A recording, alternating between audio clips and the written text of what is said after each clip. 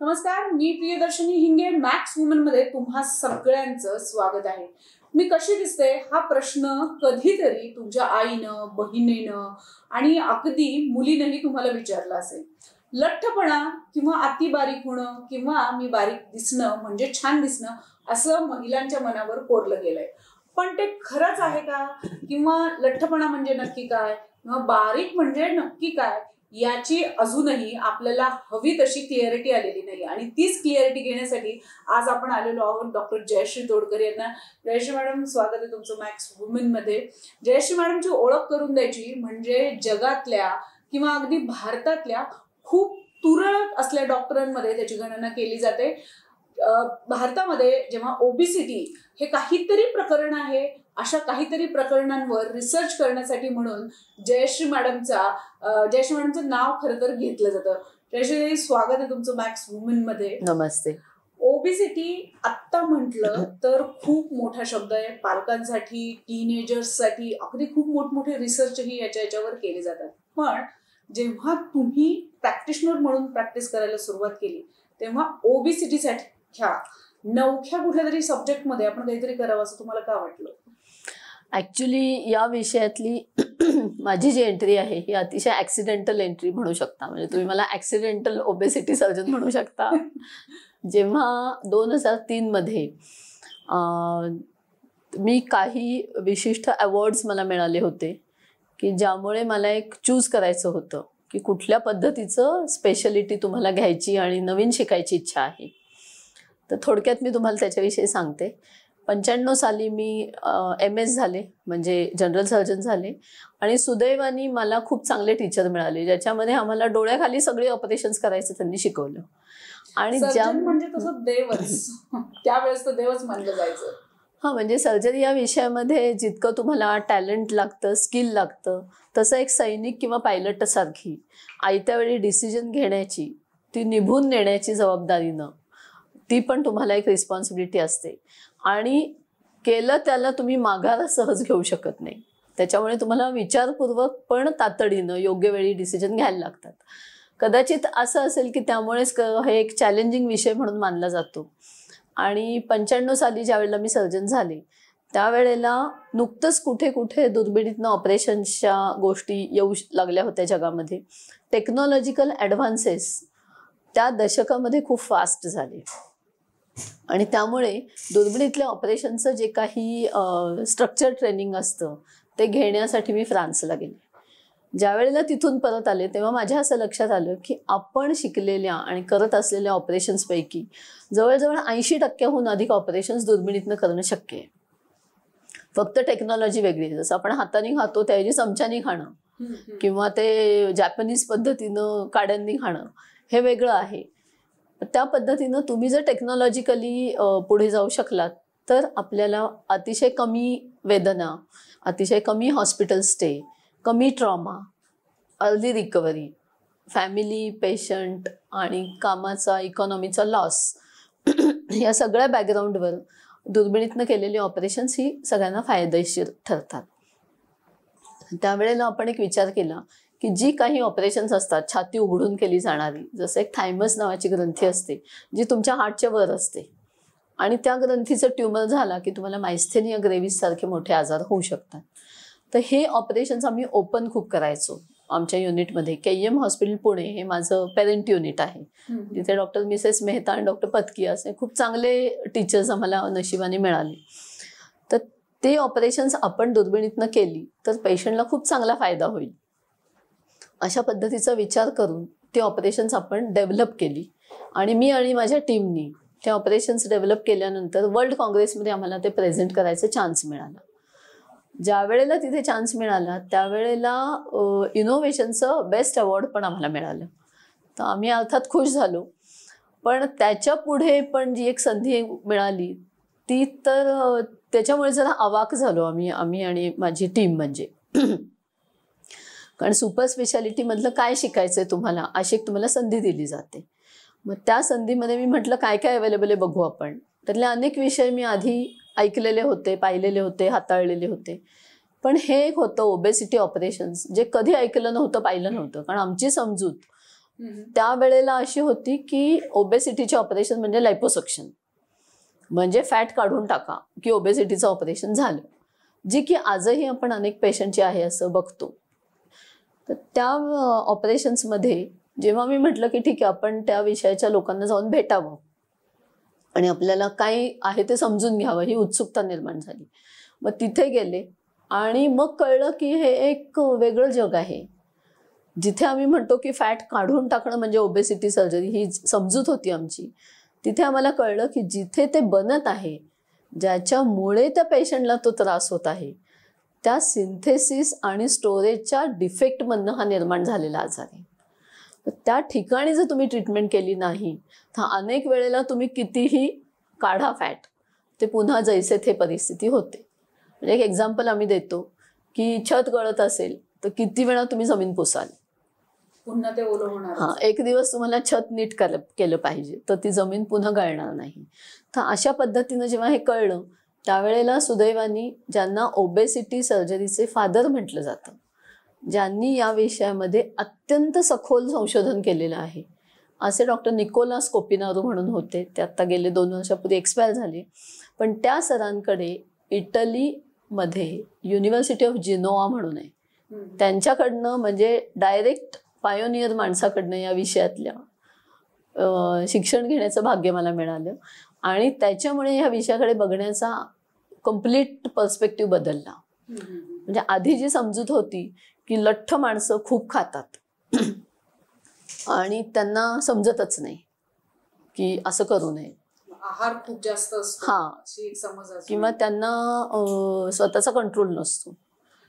त्या समजुतीपासनं ते या समजुतीपर्यंत मी आले की आपल्या शरीरामधल्या पेशींना ताकद वापरण्याची क्षमता जेव्हा कमी होते त्यावेळेला त्या उपाशी राहतात आणि इकडे मात्र ताकदीचा वाढत जातो स्टोरेज, जो की टॉक्सिसिटीमध्ये कन्वर्ट होतो.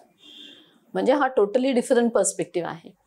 आणि मग त्याच्यामधनं ॲक्च्युली खूप अनेक गोष्टी कळत गेल्या आणि मग ओबेसिटी विषय, त्याचे ट्रीटमेंट्स आणि तो मार्ग आमचा प्रवास सुरू झाला. आत्ता ओबेसिटी अशा स्टेजला आहे की मला असं वाटतं प्रत्येक एक घरामधनं एक तरी माणूस आयदर मी लठ्ठ आहे किंवा प्रोटीन किंवा कॅलरीज, हे सगळे शब्द खूप सहज आणि ओघवते झाल्याचं आपल्याला दिसून येत आहे. तर आत्ता इतक्या वर्षाच्या प्रॅक्टिस नंतर एक तर लिपोसर्जन आणि ओबेसिटी सर्जन याच्यामध्ये एक्झॅक्ट डिफरन्स काय आहे, हा एक प्रश्न. आणि दुसरा, जितकं सांगितलं जात आहे की ओबेसिटी सतत वाढती आहे, खास करून भारतीयांची, आणि ते किती धोकादायक आहे वगैरे असं सतत सांगितलं जात आहे, तर हे खरंच तितकी वाढती आहे का ओबेसिटी, आणि ती खरंच तितकी धोकादायक आहे का? हा खूप चांगला प्रश्न आहे. कारण ज्या वेळेला म्हणजे 2003 साली या विषयामध्ये मी एंट्री केली आणि जेव्हा एक क्युरिओसिटी म्हणून त्याच्यामध्ये खूप जास्त शिकू किंवा त्याच्यामध्ये विचार करू, रिसर्च करू असा विचार होता, त्यावेळेला भारत हा ओबेसिटीनी ग्रस्त असलेला देश म्हणून लोकांना माहिती नव्हता. किंबहुना मला अनेक लोक, नातेवाईक, मित्रमैत्रिणी असे सापडले की ते म्हटले की काहीच्या काही विषयाच्या कुठे नादी लागतात, तुम्हाला इथे पेशंट पण नाही आहेत त्या विषयाचे.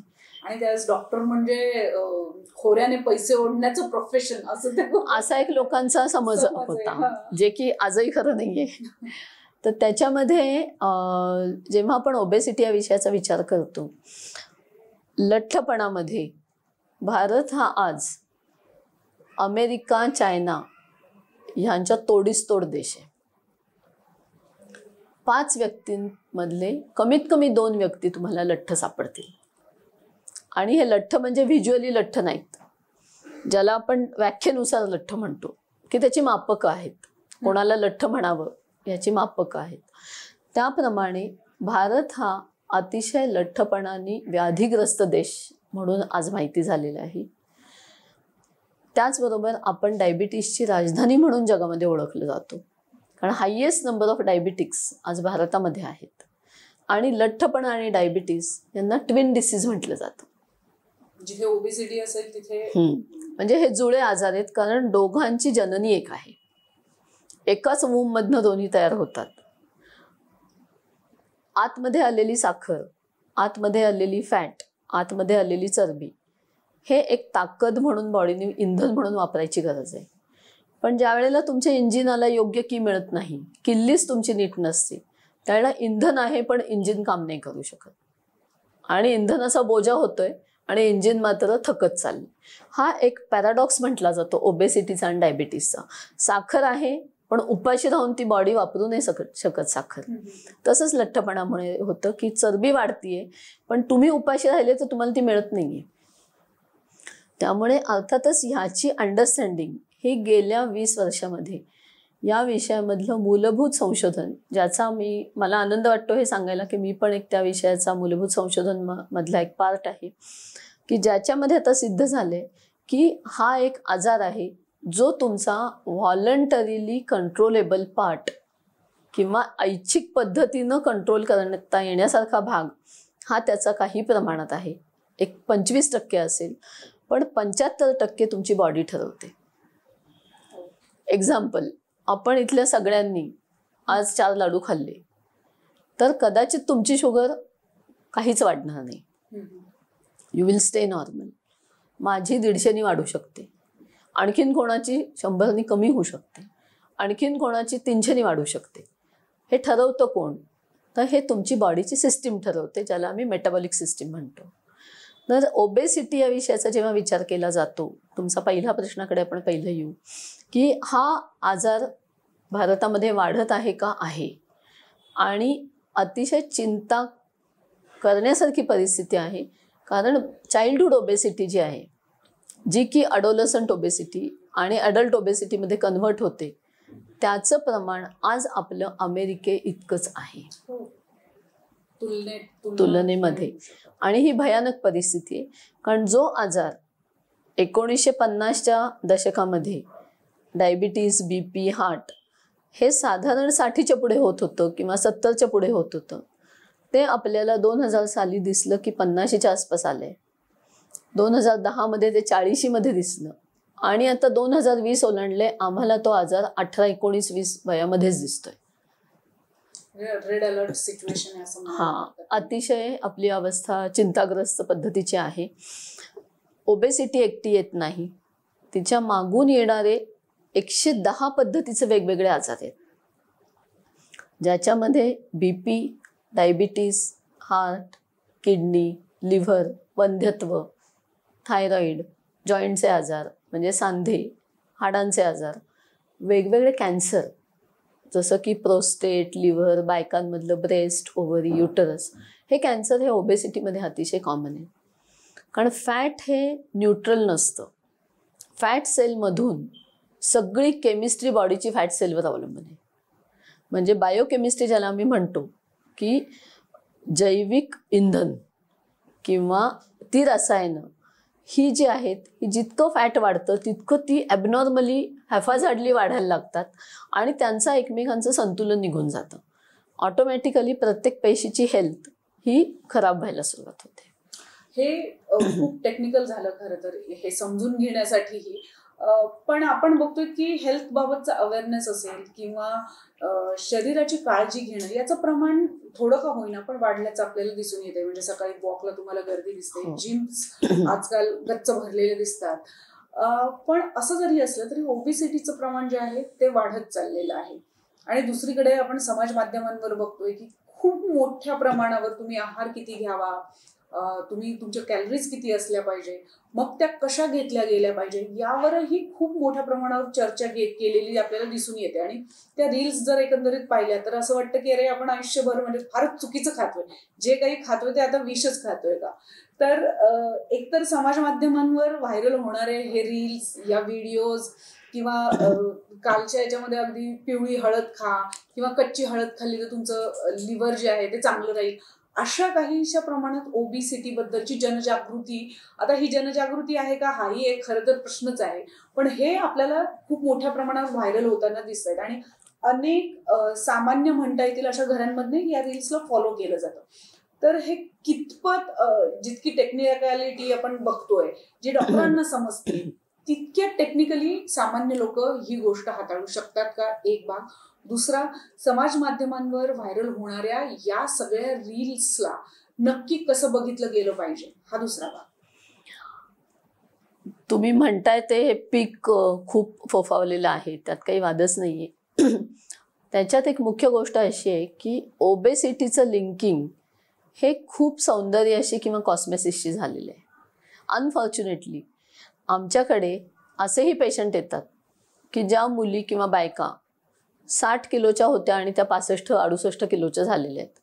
त्या म्हणतात, डॉक्टर मला हे नाही आवडत, मला नीट करा तुम्ही. आणि त्याच वेळी एक दुसरा माणूस किंवा त्यांचं नातेवाईक असेल, नवरा भाऊ कोणी असेल किंवा कोणीतरी वेगळं असेल, अशी ही मुलं किंवा मेन म्हणजे पुरुष येतात आमच्याकडे की जे म्हणतात 120 kgला 120 kilo, I am fine doctor, मला काय होत नाही, तुम्ही त्याची काळजी करू नका.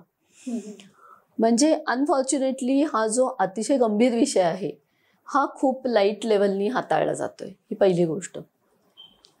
या विषयावर जनजागृती झाली आहे, तुम्ही म्हणताय ते मान्य आहे, परंतु ती योग्य पद्धतीनं होण्याची गरज आहे. म्हणजे ज्याला आम्ही म्हणतो की हेल्थ लिटरसी किंवा हेल्थ या विषयाबद्दलची जागरूकता ही योग्य पद्धतीनं सायंटिफिक पद्धतीनं व्हायला पाहिजे. ती स्युडो सायंटिफिक झाली तर ते नुकसान जास्त. म्हणजे आजार ठीक आहे पण उपाय भयानक आहे, अशी परिस्थिती होऊ शकते काही ठिकाणी. म्हणजे अशी उदाहरणं आम्ही बघतो की हा जो आजार आहे त्याच्यामध्ये कोणी स्वतःला म्हणतं मी लठ्ठ आहे, कोणी म्हणतं मी नाही. हे कसं ठरवतो आपण, त्याची नक्की व्याख्या काय? त्याच्यासाठी एक सायंटिफिक एकक आहे, त्याला म्हणतो आपण BMI, बॉडी मास इंडेक्स. म्हणजे तुमच्या बोनच्या हाईटला किंवा तुमच्या उंचीला किती किलो वजन नेण्याची क्षमता आहे, ह्याचं एक गणित असतं. तर ते आपण बॉडीचं kg इन वेट असं ठरवतो की वजन किलोग्रॅम्समध्ये किती भागिले उंची, हाईट त्यांची मीटर स्क्वेअरमध्ये किती. ओके, हा एक BMI जो आहे, BMI तुमचा पाहिजे 25च्या खाली. 18 ते 25 BMI इज नॉर्मल, 18च्या खाली ॲबनॉर्मल, 25च्या वर ओव्हरवेट आणि 30च्या वर ओबेसिटी. ह्या अशा पद्धतीची म्हणजे आखलेल्या गोष्टी आहेत. ह्याच्यामध्ये दुसरं काय महत्त्वाचं आहे की भारतीय माणसाला ह्याच्यात थोडीशी स्पेशल कॅटेगरी आहे, ज्याला फॅट थिन इंडियन्स म्हणतात. म्हणजे तुम्ही आणि मी आणि आपल्या शेजारी आपल्याच वजनाचे 2 युरोपियन बसले, आपल्याच उंचीचे, तर आपलं फॅट पर्सेंटेज जास्त आहे, त्यांचं मसल आणि बोन जास्त आहे. म्हणजे we look thin but we are fat, still we are fat. कारण फॅट कंटेंट आपल्या बॉडीतला जास्त आहे आणि ऑब्व्हियसली त्याच्या मागणं येणारे आजार पण आपल्यामध्ये जास्त आहेत. तिसरी गोष्ट जी भारतीय माणसाची खूप वेगळी आहे जगापेक्षा, ते म्हणजे पोट, ज्याला सेंट्रल ओबेसिटी म्हणतात. बायकांमध्ये 80 सेंटीमीटरपेक्षा जास्त आणि पुरुषांमध्ये 90 सेंटीमीटरपेक्षा जास्त जर पोट असेल तर ते पोट अनेक आजार घेऊन येतं. आणि ह्याच्याविषयी मला वाटतं ह्या योग्य डेफिनेशन्सविषयी जागरूकता होणं खूप महत्त्वाचं आहे. पहिलं, सो मी कशी दिसते ह्याच्यापेक्षा माझा BMI किती, माझं कमरेचं घेर किती आणि मला आजार किती, ह्या लेव्हलनी आम्ही ओबेसिटी मोजतो. म्हणजे सायन्स त्या लेव्हलनी ओबेसिटी मोजतं. आता दुसरा प्रश्न आहे की हे अचानक वाढलं का आपल्याकडे, तर ते अचानक येस, तर ॲक्च्युली हे अचानक वाढलेलं नाही, पण ते आता समोर जास्त यायला लागलेले आहे.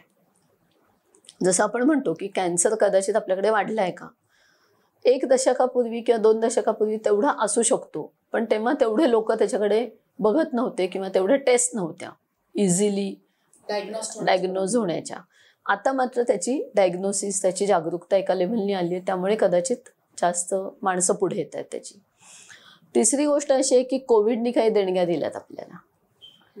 त्याच्यामधली एक देणगी अशी होती की काही लोकांमध्ये आरोग्य भान नक्की आलं की आपण ठीक राहिलो तर ही दुनिया आहे, आपणच नसलो तर दुनिया नाही. त्याच्यामुळे आपल्याला स्वतःला सांभाळा, ही एक. दुसरी जी गोष्ट आहे त्याच्यामध्ये एक क्लास असा पण आहे किंवा एक मानसिकता अशी पण होती की कधी काही होऊ शकतं, मग आज मजा करून घ्या. जसं आपण बघतो की झोमॅटो स्विगीचं प्रचंड गोष्ट आल्या त्यावेळेला कारण बेसिकली आजचा दिवस आहे ना, आज आपण एन्जॉय करू, प्लेजर पाहिजे ते घेऊ. आणि तिसरी गोष्ट अशी झाली की सिडेंटरी लाईफस्टाईल आपली जशी डेव्हलपमेंट येते तशी सिडेंटरी लाईफस्टाईल वाढायला लागली. म्हणजे आता कित्येक वेळेला तुम्ही म्हणतात असं की अनेक रील्स आपण बघतो जे म्हणतात की अरे आमच्या आईने डिंकाचे लाडू खाल्ले, आम्ही का नाही खायचे. आणि पण आमची आई म्हणण्यापेक्षा आजी म्हणू आपण त्या काळात आहोत आता. पण आमची आजी तेव्हा विहिरीवरनं पाणी शेंदत होती किंवा ती घर सारवत होती. ती शेतामध्ये 10-10 किलोमीटर 10-10 मैल फिरत होती. ही गोष्ट जर आम्ही आज करत नाही, किंवा तेव्हा दिवाळीलाच फक्त फराळ मिळायचं, आता आम्ही अख्खं वर्ष खाऊ शकतो. ह्या ज्या गोष्टी आहेत याचं कन्सिडरेशन आपण केलं पाहिजे मनामध्ये. दुसरा प्रश्न जो तुमचा होता की याविषयी जे काही एक स्युडो सायंटिफिक स्टफ खूप मोठ्या प्रमाणामध्ये बाहेर पडतं, तर आपण एक लक्षात ठेवलं पाहिजे की जर आपल्याला डायबिटीज झाला किंवा BP झालं तर पहिल्यांदा भारतीय माणसांची ही अडचण असते की आम्ही ॲक्सेप्ट करत नाही. आम्ही म्हणतो ते डॉक्टर तुमच्याकडे आलं की होतं. पण डॉक्टर जेव्हा तुमच्या घरी येईल तेव्हाच ते चेक होईल किंवा तुम्ही तिकडे याल तेव्हा. 1. दुसरं, लोकांचं खूप समजूत असते की आजची शुगर 250 आली कारण काल जिलब्या खाल्ल्या होत्या. ह्याच्यातनं आपण बाहेर यायला पाहिजे. ॲक्सेप्टन्स ऑफ द रियालिटी हा पहिला स्टेप आहे. दुसरा स्टेप असा आहे की व्हॉलंटरीली कंट्रोलेबल जे फॅक्टर्स आहेत त्याच्यामध्ये आपण काही पथ्य पाळू शकतो की हाय कॅलरी, अति गोड, गरज नसताना, किंवा ज्याला आपण जंक फूड म्हणतो, ऑइली फूड म्हणतो, हे खाऊ नये. पण त्याच वेळेला तिथं संपत नाही कथा इथे सुरू होते की तुम्ही साधं सुद्धा खाऊन सुद्धा बॉडी हँडल नाही करू शकत आहे. त्यावेळेला तिथे तुम्हाला मेडिकल ट्रीटमेंटची गरज पडते. तर मला असं वाटतं की ज्या वेळेला तुम्हाला ओबेसिटीमध्ये आम्ही आहोत किंवा त्याच्या अनुषंगाने इतर येणारे प्रॉब्लेम्स आम्हाला झेलायला लागतात हे समजतं, त्यावेळेला आपण योग्य डॉक्टरकडे जाणं, स्वतःचे सायंटिफिक इव्हॅल्युएशन करून घेणं हे महत्त्वाचं आहे. नाहीतर तुमचं कित्येक लोक असतात जे म्हणतात आम्ही आता फक्त फळं खातो. पण तुम्ही जर हायली डायबिटिक असाल, तुमचे सुक्रोज लेवल खूप वाढत असतील, तर तुम्ही फळं नुसती खाऊन स्वतःचं नुकसान करताय.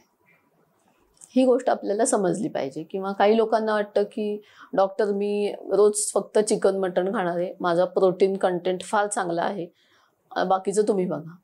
त्याच्यामध्ये आम्हाला सांगायला लागतं पेशंटला की अरे साहेब तुमचं युरिक ॲसिड जास्त असेल, तुमची लिपिड प्रोफाईल जास्त असेल, तर ह्यातल्या काही गोष्टी तुम्ही नाही खाल्ल्या पाहिजेत किंवा त्या बनवण्याच्या पद्धती बदलल्या पाहिजेत. तर ह्या विषयाला डेप्थ आहे. आणि ते जाता येता काहीतरी ऐकून आपण केलं की आज असे केस कापू तर उद्या कसे दिसतील, एवढा सोपा हा विषय नाहीये. तुमची बॉडी मेमरी असते बॉडीला आणि लिगसी असते. म्हणजे केलेल्या चुका आणि केलेली योग्य स्टेप्स या दोन्हीची फळं मिळतात आपल्याला आणि ती बॉडी लक्षात ठेवते. बॉडी लक्षात ठेवते असं जरी असलं तरी ज्या वेळेला हे रिअलायझेशन येतं की आपला आहार कुठेतरी जातोय किंवा आपण लठ्ठतेकडे, ओबिसिटीकडे जातो आहोत, तर हे चेक करण्याचे नंबर 1 तर पॅरामीटर्स काय असले पाहिजे, कसं ते चेक केलं पाहिजे. जसं आपण बघतोय की रील्सचं एवढं पीक आलेलं आहे की याच्यातलं किती खरं आहे किती खोटं आहे हे चेक केलं जात नाही किंवा ते चेक करण्याच्या पलीकडेही गेलेलं आहे. तर नक्की याची मानांकनं कशी ठरवावी हा एक भाग. आणि आता ज्या पद्धतीच्या सर्जरी निघालेल्या आहेत, ह्या सर्जरी खरंच या लठ्ठपणामध्ये उपयोगी ठरू शकतात का, किंवा त्या सर्जरीसाठी नक्की कोण गेलं पाहिजे. कारण जसं जर भारतीयांमध्ये ऑलरेडीच फॅट जास्त आहे तर इज इट अ नॅचरल की ते डायजेस्ट करण्यासाठी म्हणून काही गोष्टी केल्या पाहिजे आणि सर्जरीसाठी आपण जावं हे नक्की पेशंट्सनी कसं ठरवावं. याच्यामध्ये पहिला जो तुमचा प्रश्न आहे की कोणत्या पॅरामीटर्सने आपण सांगतो की आम्ही लठ्ठ आहे की नाही, तर पहिलं तुम्ही तुमचा BMI चेक करा जो 18 ते 25च्या मध्ये पाहिजे. 2, तुम्ही तुमचा पोटाचा घेर बघा किती आहे, जो बायकांमध्ये 80 सेंटीमीटर आणि पुरुषांमध्ये 90 सेंटीमीटरच्या खाली पाहिजे. 3, जर तुम्हाला स्वतःमध्ये असं दिसलं की मी खाण्यापिण्याच्या काही गोष्टी बदलतीये, मी माझ्याकडनं प्रयत्न करते की कमी कॅलरीचं खाते पण तरीसुद्धा माझं वजन जात नाही आहे, किंवा मी लठ्ठ कॅटेगरीमध्ये राहते, मला दम लागतोय, मला थकवा येतोय, मला सहन होत नाहीयेत अनेक गोष्टी, फिजिकल इनॅबिलिटी आहे की चालणं शक्य होत नाही किंवा अचानक गुडघे दुखायला लागले नाही त्या वयामध्ये, ह्या ज्या गोष्टी आपल्याला दिसायला लागतात त्या वेळेला समजायचं की हे मेटाबॉलिझम कुठेतरी बिघडलं आहे आणि आपण योग्य एक्सपर्टकडनं, योग्य स्पेशलिस्टकडनं ट्रीटमेंट घेतली पाहिजे. सिंपल गोष्ट सांगते तुम्हाला, ॲडल्ट म्हणजे जे प्रौढ लोक आहेत, वय वर्ष 18च्या पुढे, त्यांच्यासाठी अतिशय सोपं गणित आहे की तुमची उंची इन सेंटीमीटर, तशी माझी उंची सेंटीमीटरमधली 150 आहे, -100 50 राहतात, हे माझं गुड वेट आहे. तुमची जर उंची 160 असेल सेंटीमीटरमध्ये, -100 करा, तुमचं 60 किलोच्या आसपास वजन पाहिजे आणि 10% प्लस आणि 10% मायनस हे तुमची बॉडी नीट झेलू शकते. हा विषय झाला कुठला की कसं ओळखायचं आणि पॅरामीटर्स. आता दुसरी गोष्ट आहे की ह्याच्यामध्ये कुठल्या पेशंटला ऑपरेशन्स लागतात आणि कोणाला नाही लागत. ज्या वेळेला तुमचा बॉडी मास इंडेक्स हा 35च्या पुढे जातो त्यावेळेला ऑलरेडी ते एक्स्ट्रा वजन झेलून तुमचं हार्ट थकलेलं असतं, हार्ट फुगायला लागतं. जेव्हा लोक मला म्हणतात ना 40, 42, 50 BMIचे लोक म्हणतात डॉक्टर मी छान आहे, तेव्हा आम्ही त्यांना प्रत्यक्ष तपासणी करून दाखवतो की तुम्ही छान आहे असं तुम्हाला वाटतंय, पण तुमचं हार्ट कडक होत चाललंय, ते फाकत चाललंय, ते दमत चाललंय, कार्डिओमायोपॅथी म्हणतात त्याला.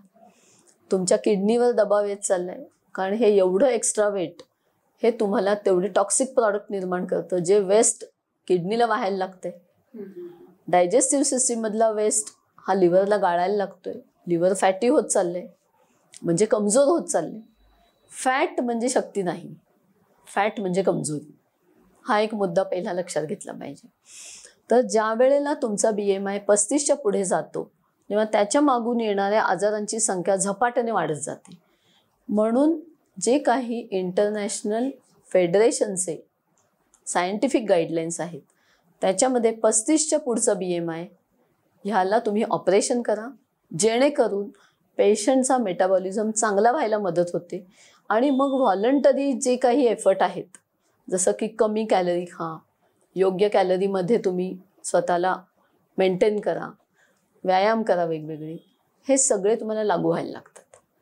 जर तुमचा BMI 32-33च्या पुढे आहे आणि तुम्हाला already diabetes, BP, heart, snoring म्हणजे ज्याला म्हणतो आपण की गुदमरण्याचा आजार झोपेमध्ये, हे जेव्हा तुम्हाला ऑलरेडी एस्टॅब्लिश डिसीज आहेत तेव्हा सायन्स म्हणतं 35 BMIला जायची वाट बघू नका.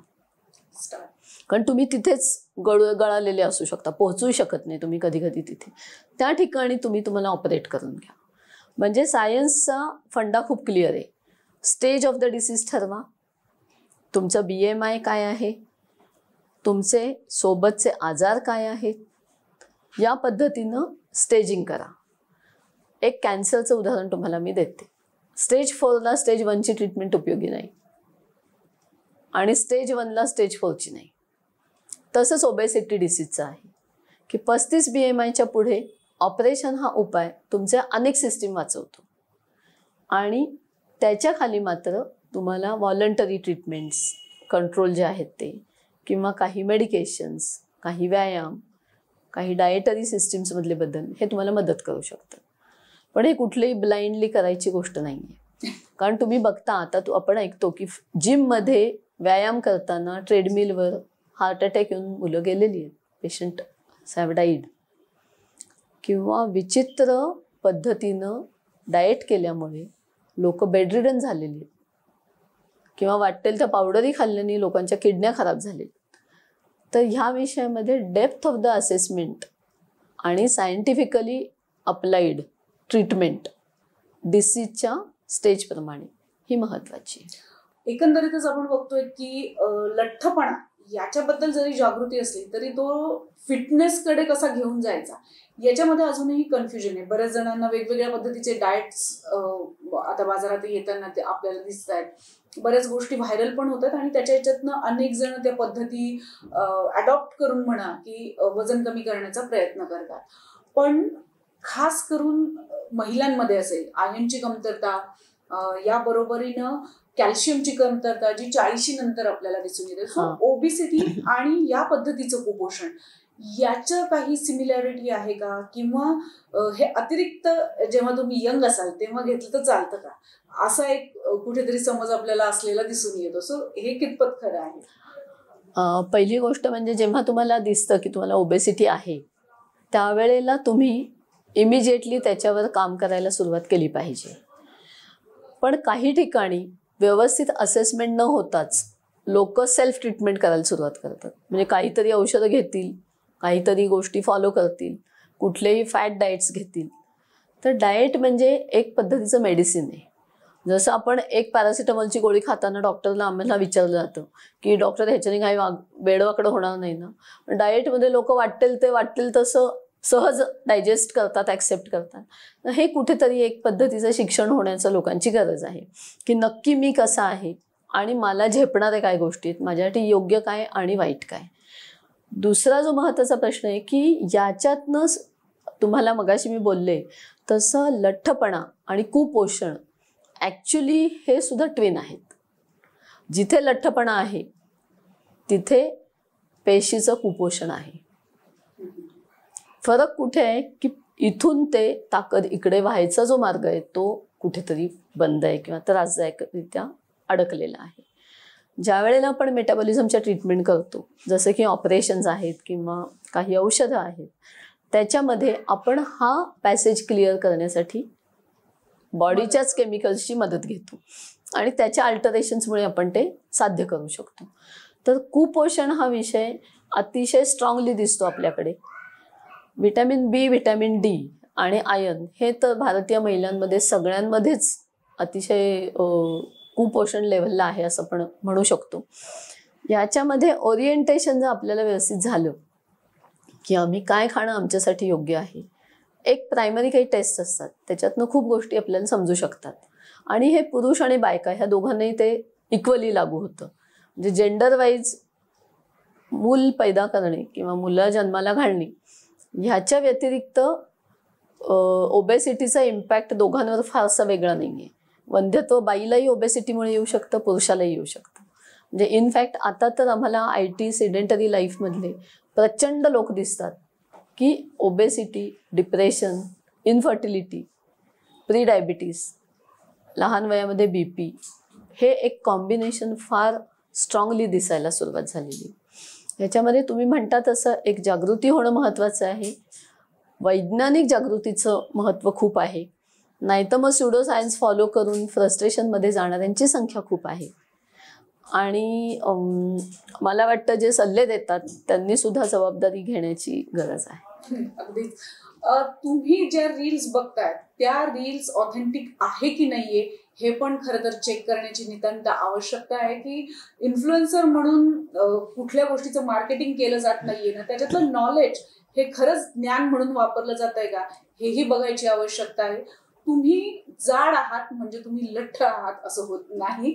आणि मला असं वाटतं की ही एक गैरसमजूत जी आहे ती आज आपली या मुलाखतीच्या निमित्ताने का होईना पण दूर झालेली आहे. त्यामुळे तुम्ही कसे दिसता हे तुम्ही आरशाला विचारण्याऐवजी तुम्ही आता डॉक्टरांना जाऊन विचारलं आणि मग त्याच्यावर उपाययोजना केली तर ते तुमच्यासाठी आणि तुमच्या आरोग्यासाठी नक्कीच चांगलं राहील. Jayashri madam, thank you so much. इतक्या महत्त्वाच्या विषयावर तुम्ही इतक्या व्यवस्थित पद्धतीनं आणि खरं तर नक्की काय केलं पाहिजे या प्रश्नांची उत्तरं तुम्ही आम्हाला दिली त्याबद्दल धन्यवाद. थँक्यू.